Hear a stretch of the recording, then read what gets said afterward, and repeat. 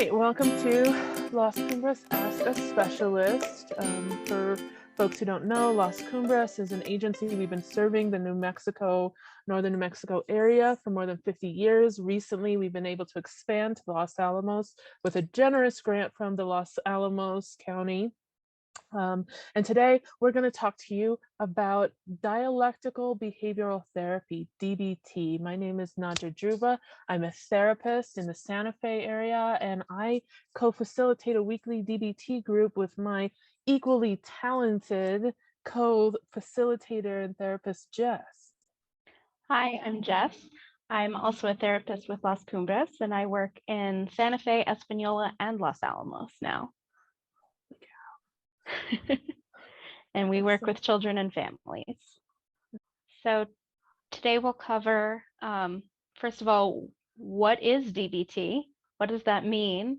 What are some issues that might be going on in people's lives that DBT can help with? What does a typical session in our DBT group look like? What are some skills that you might learn? So we want you to come away with this with a good understanding of how DBT might be able to help you, and if you do decide to come to our group, what you might expect. And Jess has actually is more experienced with DBT than I am. So I'm curious, Jess, like, how did you get started? How did you jump into DBT? I was fairly new to Las Cumbres when I started co-facilitating the DBT group. That was back when I was doing that with Susanna, one of our other therapists and supervisors. And it was just one of those things where I was pretty new. Somebody needed to co-facilitate the group, and I just jumped in. And now it's been, I think, over 3 years now. I think so. And I'm still doing it. So I must like something it, right? Must be working. Yeah, yes. Something about this must be really helpful and intriguing, right? That we're both doing it after all this time. Right. And I was resistant to DBT. I actually, before I came to work at Las Cumbres, it was not my favorite modality, and was voluntold to get trained in DBT. And it's really interesting because once I really learned about it and the application and kind of the theory, I got hooked. I'm sold. And I really do believe in it and the model. And there is flexibility in there, which I think, flexibility and creativity. Yeah, I agree with that. I think that's one of the really great things about it, is that there's so many skills, right? And the skills are the skills, but there's still this room for putting your own style into it. And I feel like that's something that we two together very well. Right. We're both a little, I wouldn't want to say rebellious, might be too strong, but I think that's one of the reasons when irreverent. Maybe? Yeah. Oh, that's a good one. Let's use irreverent. When the idea of facilitating with you, I was like, yeah, I bet our styles would match up pretty good. And so far, it's been over 2 years, 2.5. Yeah, most of it on Zoom. Most of it on Zoom. We had about, I want to say a couple, did we think 6 months before COVID started? But if most of it on Zoom. But long story short, like the remote application felt pretty seamless. I feel like having it remote, having it on Zoom, while I definitely miss being in the same room, allowed access to people like in Los Alamos and up north, Taos, Espanola, people who would have had to make really long drives to be able to attend before. So we saw like a much more diverse group from different places, and that always, I think, in my opinion, always makes for a richer group experience when you can get more kinds of different types of people. Definitely. I agree with that. Also makes it easier for people to just pop into DBT on their lunch break, which we love that. And I also love, oh, sorry.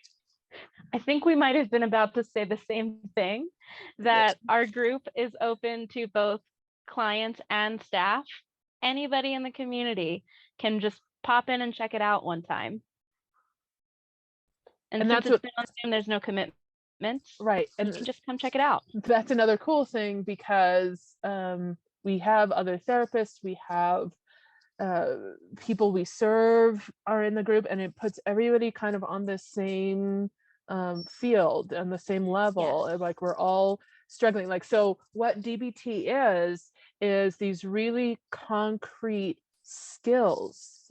And so when I think about being a therapist, so much of that is about feelings and working in emotion. And in other types of therapy that I also still do, I am actively trying not to provide a solution or a course of action. And DBT is different, because a lot of times I'll hear a client say, but what do I do? Tell me what to do, right? And we have this book, the Dbt Manual. It's written by Marsha Linehan. Hold on, let me show you mine. Oh, your blur is getting it. Zoom. Oh. Anyway, that's the Dbt Manual. You can Google it. And it's a beast. It's these really concrete, really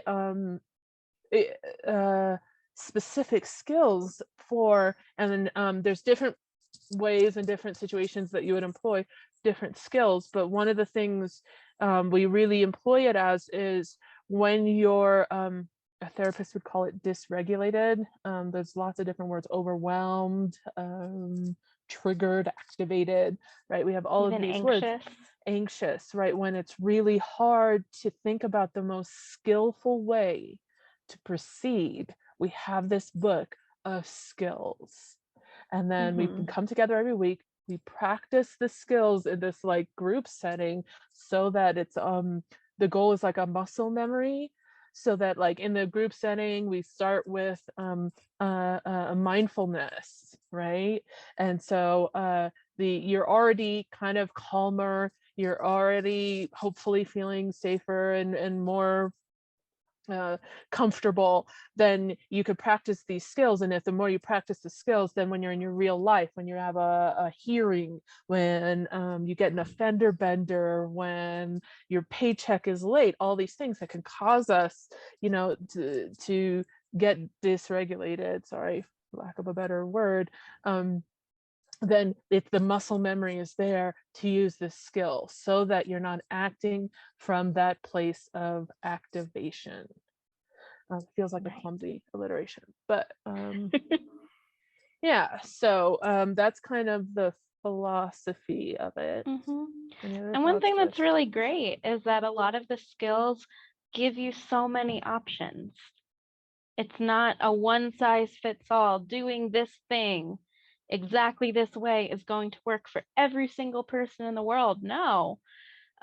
Sometimes there's more concrete, you do this, then you do this, then you do this. But a lot of times there's a whole page of options and places for you to fill in maybe something similar that's not in the book, but that works for you. So it's very tailored to the individual, which is something that I really like about DBT.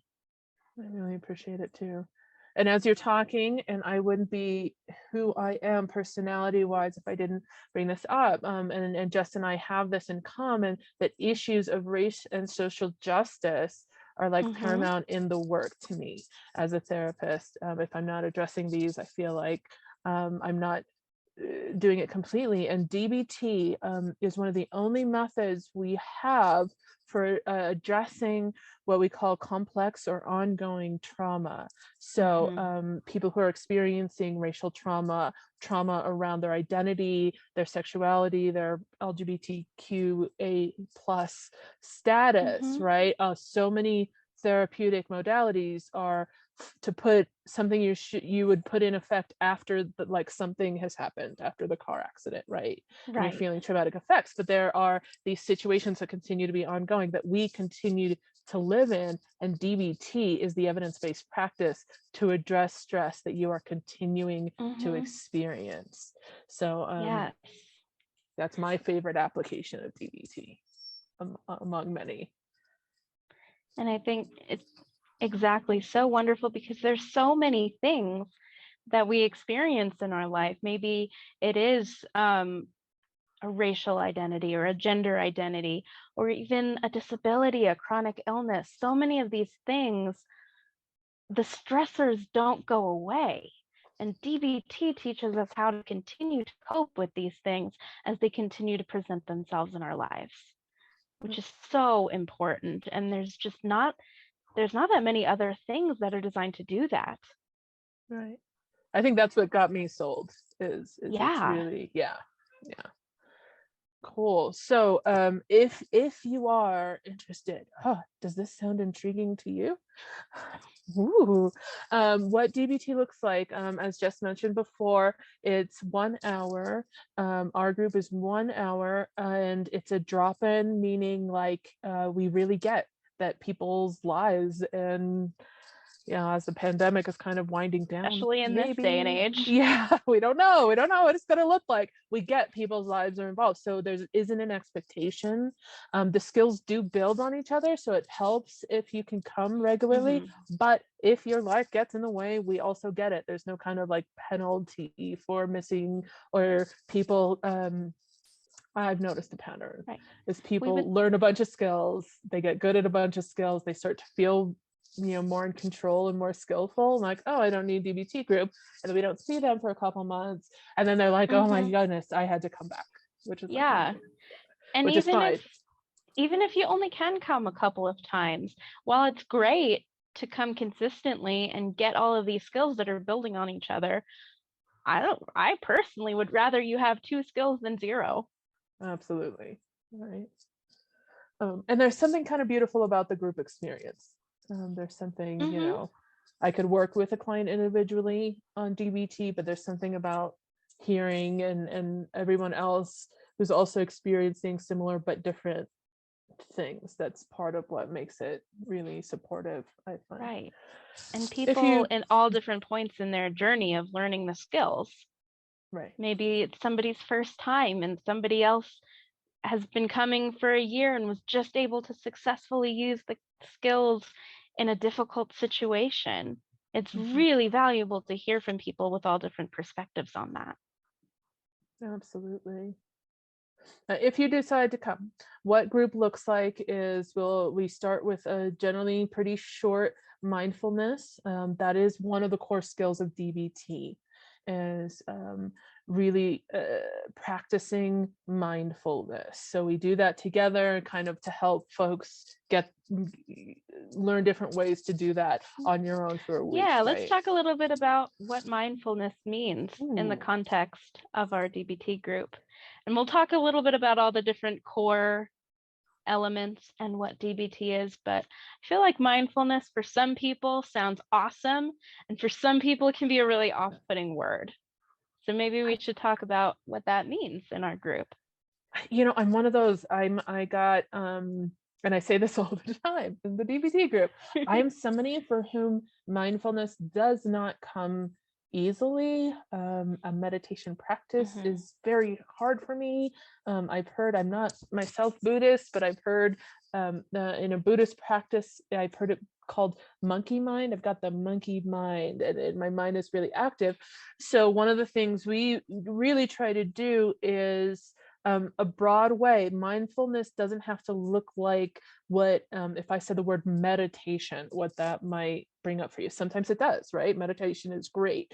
And if you're somebody for whom that struggles, in this framework of DBT is this idea that you can do anything mindfully. You could be stuck in traffic mindfully. You could do your dishes mindfully, right? I do it. I found music is a big one for me. Yeah. It's that quality of being fully present in whatever it is you're doing and taking it all in, not trying to push anything away, just being there with it.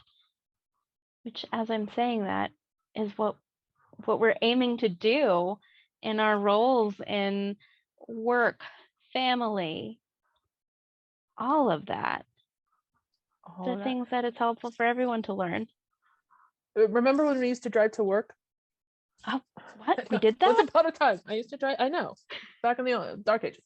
But have you ever had this experience where you arrive at work and you don't remember driving there?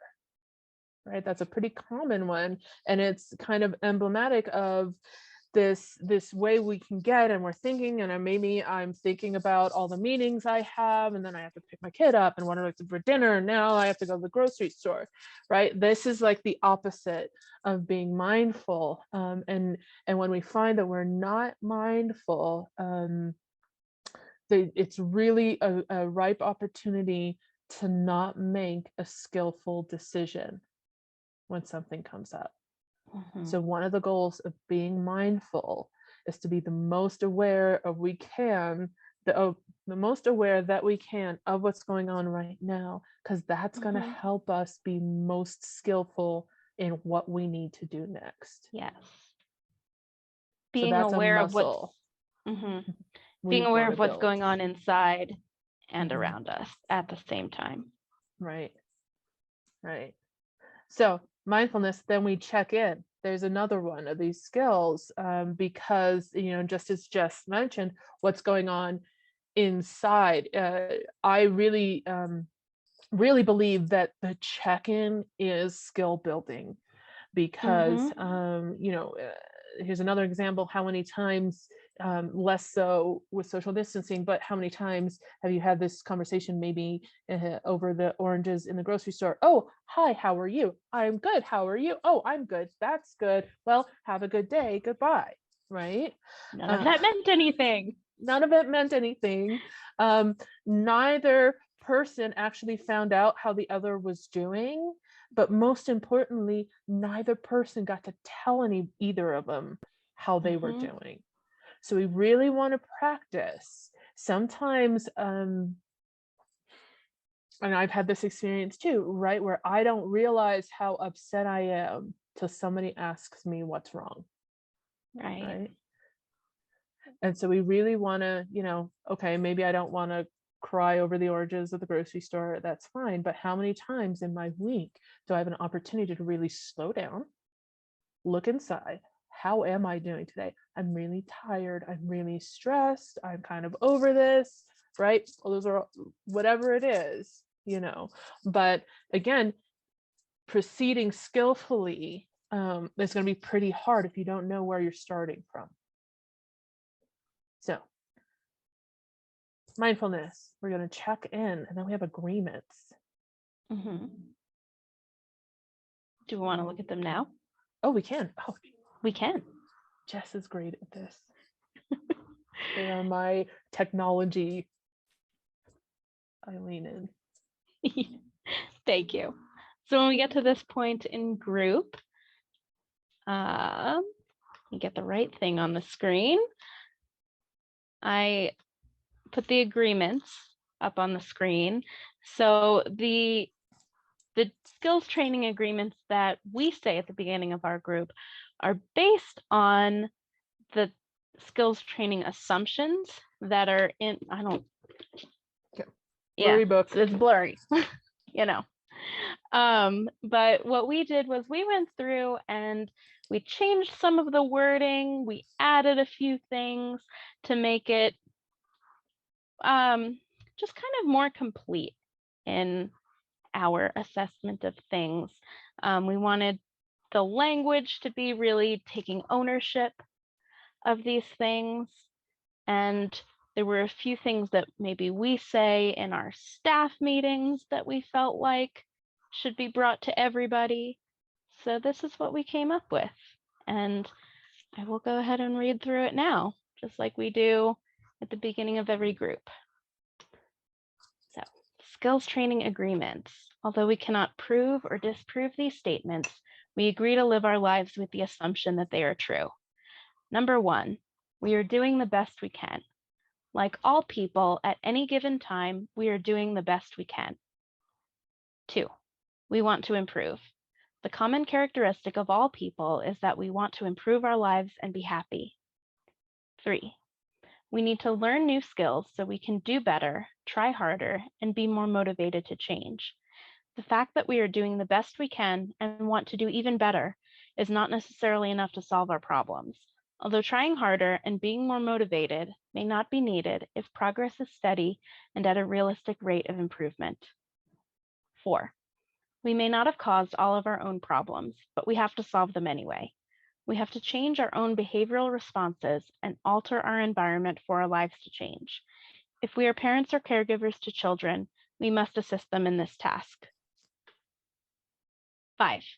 Our behavior has to be learned in all relevant contexts. We need to practice our new behavioral skills in the situations in which we need the skills, not just in the situations in which we first learned them. 6. All behaviors, actions, thoughts, and emotions are caused. There is always a cause or set of causes for our actions, thoughts, and emotions, even if we do not know what the causes are. 7. Figuring out and changing the causes of behavior is more effective than judging and blaming. Judging and blaming are easier, but if we want to create change in the world, we have to change the chains of events that cause unwanted behaviors and events. 8. We agree to strive to see the world through each other's eyes and accept that there is more than one truth.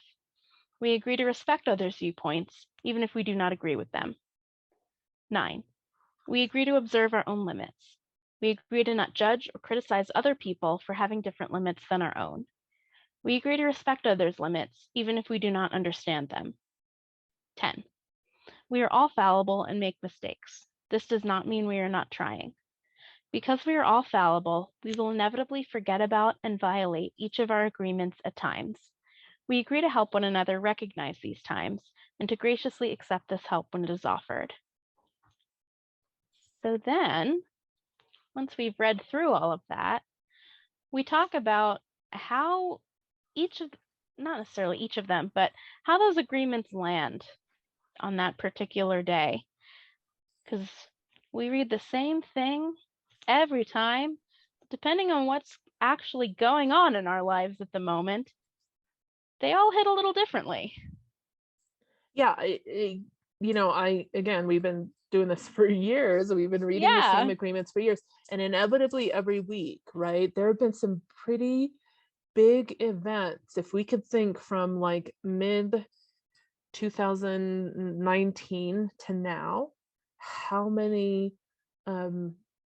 really kind of world altering things have happened in that time. Mm-hmm. And it's really interesting to see all of these agreements in different contexts. And there are some that are really uncomfortable. Some of these agreements are uncomfortable to hold in the light of like larger global events. And we can really dig in and talk about that discomfort. And if we agree, right, you can disagree. And that's one of the ways Jess and I agree about facilitating DBT is we don't hold that manual sacred. Like, let's argue with the language. Let's see if we don't like a portion of it. We're going to keep what feels really helpful, and we're going to let what doesn't seem to fit go. Right. And talk about why. Right. I think that's the skill of it, right? Yeah, I think that sometimes we might hear something and think, no, I don't like that. I don't agree with that. And really it's because it's uncomfortable. And then sometimes there's just going to be something that we don't resonate with, and that's okay too. Totally. But figuring out the why is a skill. Right. And not acting. So not acting on my initial impulse around it. Right. Yes. And that's going to be a core practice in any DBT practice. A core part of anybody's DBT practice is not reacting to your initial impulse. So you hear something like everybody is just trying to improve their lives and do better, right? And that's often the one that gets me. I'm like, is everybody doing that? Because I was watching the news last night and it sure seems different, right? But I have to say, I can't think of a group in which we've decided that one of those agreements wasn't still true. Right.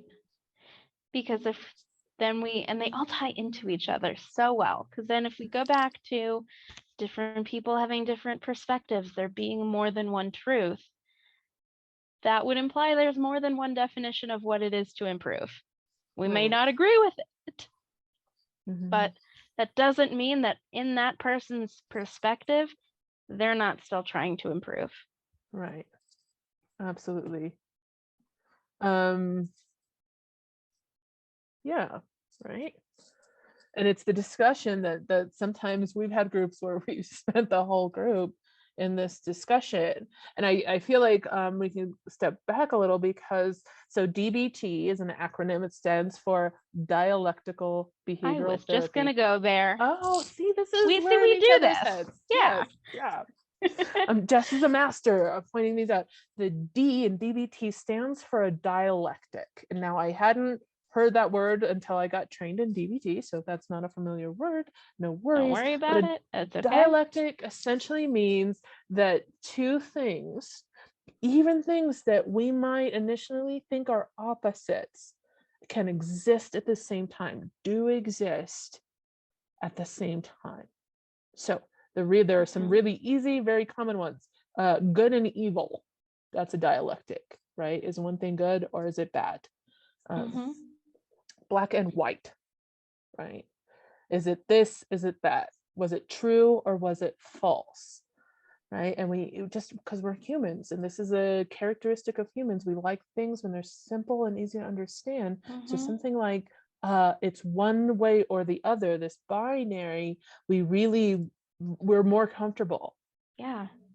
But the world often does exist in not even between, which would be like between, that's another dialectic. Between and both. Yeah, all exactly. Of it. Right. It's all together. So like black and white, it's not, the dialectic isn't gray. The dialectic is all of the colors together in like a soup. Yeah. Colorful soup. Nobody wants to eat colorful soup. I got that mental image. Right. I was like, oh. Well, but, even if you're just saying on a spectrum between black and white, yes, creating a dialectic means we can see the gray, also means we can see something like a zebra that is black and white. Or like a bird of paradise. Yeah.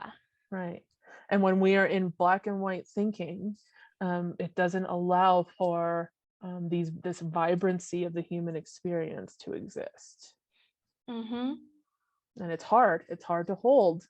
There are people we like to believe are bad, and what if they are also trying to improve our lives and be better, even though we maybe aren't agreeing with how they're going about that, right? Right.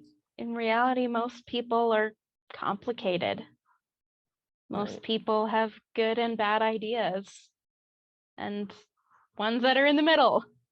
And it's harder to wrap our brains around.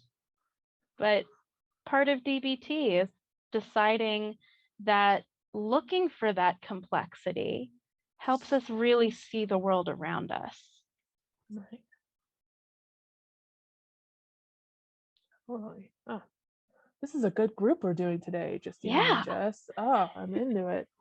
So after we do and discuss agreements, we're going to go into a skill. We're going to pick a skill, and I'm funny. I'll go in, and we can, if you don't have the book, that's fine. We'll share the handouts on the screen. If you're very into DBT and continue to come, we will help you get a book. But I like to go real slow. I like to like really dive deep into these concepts. So give me a second. Let me pull up my DBT handbook. The DBT handbook is also online in PDF form. It's a little cumbersome.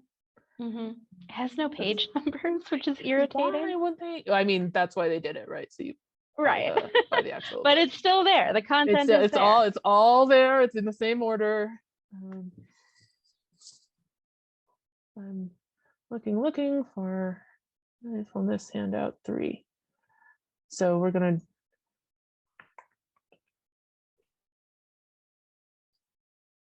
sorry.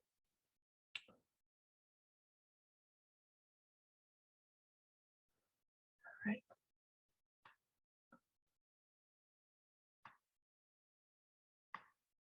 So since we had talked about this idea of a dialectic, let's look at a skill that has a dialectic that rests really heavily in this dialectic idea. So again, this is mindful this handout is one of the 3. real foundational ones. Right. And this idea of a wise mind, and what wise mind is in DBT, we think of 3 states of mind. Right. So one of them is reasonable mind. And that would be like, I'm going to really rest in thoughts. I'm going to really think this through. I am going to sort my socks by color, size, and weight. Very logical. Feelings don't matter. So if an event happened and something big happened, and I'm finding myself feeling, what's the word? I lost the good word. Dysregulated. Right? Okay. Oh my goodness. There's some kind of new global pandemic that's going to change the way we do practically everything in our lives. Let me go to my sock drawer. Let me solve that. Or let me look up all of the facts. Ooh, and if I just know all of the facts, it'll be okay. I'm going to logic my way out of this feeling. See, I think what's funny when we talk about this one is that's me. Logic my way out of a feeling. And I know that from what we've talked about in groups, you relate more to the emotions mind. Yeah, that's not me. So on the other side of that dialectic, we're going to find ourselves in emotion mind. And I love how this one's like, emotion mind is hot. And I'm like, I am not hot. Excuse me. Right? And so when I find myself in emotion mind, and I feel like, different personalities, different types of people, you'll find yourself popping into one or the other of these more often. I do get into reason mind, but my kind of go-to, the path that's laid in my brain, it goes to emotion mind, right? So I might do, in the face of a global pandemic, might just be like, okay, we are going to duct tape our windows sealed. And I'm going to listen to sad and angry music and curl up under my bed and cry. I didn't do that. It was in the closet. That's okay. Right? But let's talk about a dialectic where one question somebody might be asking is, which way is better, Najas or Jesses? To which I would respond, ooh, that's not what we do in DBT, because those are 2 ends of a dialectic. What DBT says, if we find ourselves heavily in reason mind or heavily in emotion mind in a way that won't be skillful, we want to work toward getting into wise mind. And that is the wisest version of us. And I find it's not, so I tend to be pretty hot-headed. I am not hot. No, I am. It's okay. It's okay. But one of the things I love about this and DBT, right, is that wise mind isn't not being hot-headed. Right. It is being emotional and reasonable. It's the integration of these 2 things. Because if I'm angry, I probably got angry for a reason. If I'm scared, I'm probably scared for a reason. If I'm happy, I'm probably happy for a reason. So we don't want to discard that. Right. But when I act out of my anger, often that's not the most skillful action I could have taken. Right. And on the other side of things, if maybe I find myself feeling really sad or really angry and trying to tell myself, well, logically, that doesn't make sense because XYZ, no, you shouldn't feel that way. That's not helping me either. Right. Because, like Naja said, there's probably a reason that I'm feeling that way. It's still valid, even if it's not perfectly in line with the facts of the situation, and that I'm going to be missing on valuable information if I ignore that. Usually when we're feeling those feelings, they're giving us information. And we really need to be listening to both sides. Absolutely. And then there's pages and pages of how literal actions to do. Oh, I can scroll down. Yeah. Right? How to act, ideas for practicing, wise mind, right? Stone And they're all flake on a so lake. different. Right. And there are ways that aren't. This isn't, again, some kind of scripture that we need to follow. Like, we come up, people share their own ways Look of at getting that. there Fill in the all the blank. time. Right. And we learn from each other, right? Things Jess does, I'm like, oh snap, that might work. Right. Those of us who are parents or caregivers to others, right, I learn stuff all the time, like, oh, I'm going to try that with my kid because maybe they have a different personality. The thing that works for me isn't the thing that's going to be most skillful for everybody else. Exactly. So, that's kind of the format. So we do a mindfulness, a check-in, agreements, and a skill. And then I try to do homework. Doesn't always happen, but that is okay. Here's the deal. If you come to DBT for an hour every week, but that's all the DBT you do, it's going to take a long time to get skillful. The idea is this is where we learn the skill and start a practice for you to practice during the week. Right. Because you could memorize that entire book because you've come to group for so long, but that's not really going to help in the moment when you do get dysregulated, when you are angry or anxious, overwhelmed, any of those other feelings that can just really take you over. All that stuff you memorized is not going to be in your head anymore. You need the practice of doing it in those moments to be able to retain it when it really matters. Right. And so there, then we do try to do every week some kind of homework, some kind of prompt. And they're very simple. There's no in our group, we don't do written homework that you need to come with. In other groups, they definitely do. Right. But this idea is to kind of take with you through the week of how do I practice staying in wise mind, and it, and these very baby steps. So in a skill, in a week that we are doing this introduction to wise mind, my homework might be, I want you guys to try to reach a state of wise mind during the week, and in a week I'll be impressed if you can get there once. Right. If or you just can notice where you tend to end up. Do That's you tend probably to be where more we would emotional start. or more rational? Right. If you could just notice, like, oh, I am deep in my reason mind. And that's okay, because me and this tub of ice cream are gonna watch Bridgerton and be in our feels for a second, because I'm in my emotion mind. That's fine. Right. But recognizing it is that first. Ooh, and we're back to mindfulness. Right. And not about saying that having moments where you go to one side or the other are bad. Sometimes we do just need to really feel our feelings. And sometimes we need to, get our taxes done or something. Right. And be totally rational about it. And that's okay. The skill is being able to come back to the middle.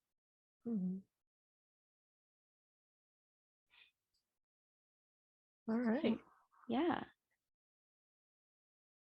Let's I want to go over two real quick, just the categories that the skills fall into. Okay. So we keep talking about these skills. What are the skills? What kind of skills are we going to be learning here? So we showed you wise mind. That's an example of one of the mindfulness skills. Skills fall into 4 big categories. Mindfulness is one of them. We covered that. And then we have interpersonal effectiveness. Ooh. Which, those are some big words. Yeah. Basically, that's my means, favorite. Yeah. That is in an interaction with another person, this idea that you can get what you want out of that interaction while maintaining the quality of your relationship with that person, while maintaining your personal integrity. Whoa. I know. That one's like my favorite. That's what I try to do. You're asking your boss for a raise. You need to talk to your co-parent. And what you want. Wouldn't it be Maintaining a nice relationship. to Yep. be able to do all three of those things? And of course, in every situation, what's the most important is going to be different. But when we're in that interpersonal effectiveness module, we're really learning how to have interactions that are skillful, that are effective, that we can come at from that place of wise mind and accomplish those things to the best of our ability. Absolutely. Great. So we have emotion regulation. Emotion regulation. Oh, that's the one I need. That's the one I'm not great at. It's a tough one. So emotion regulation, not necessarily about you have a feeling, no, we're going to change that. We're going to make you have another feeling instead. Because that doesn't really work. We can't just say, don't have that feeling. Because what's going to happen is you're going to want to hold on to that feeling really tight because we just told you not to have it. But what we can accomplish with emotion regulation is, number one, learning how to wait to act until that feeling starts to come down. And then what are some ways that you can help it along a little bit? Doesn't mean that your feeling is not real, not valid. It just means, what are some things that can help you take that intensity down so that you can get to a good place to act? And so many strong emotions throw us into a fight or flight, like literally in our bodies. It feels like we're fighting for our life, which it just exists. That's like a biological phenomenon that happens, but it's not a great place to be decision making. And so how do we kind of lower that biological response so that we can be more mindful and more skillful about what needs to happen next? Yeah. And then our last one is distress tolerance. So these are the skills that we pull out when life is just too much. When there's things going on that you're not sure how you can tolerate, you're not sure how you can make it through this. Distress tolerance skills are there to just help you ride it out without making the situation worse. Which, even if we could all just do that, right? I wish I had DBT in my 20s. Like I might be unstoppable now if I was skilled. If I had instructions in not making it worse, I might be president. Like I wouldn't. But you know what I mean. You get the idea. Yeah. All right. Well, I need to hop off, but thank you. For it. And I hope to see folks in DBT group. Let us know if you have any questions. Jess and I love talking to people about DBT, and hope to see you soon. Thank you. So if all of this sounded good to you, or it sounded interesting, or maybe you just want to check it out and see what it's like to be part of the group, you can head to our events page on our website, which should be showing up on the screen, and that will give you the link. It's the same link every week.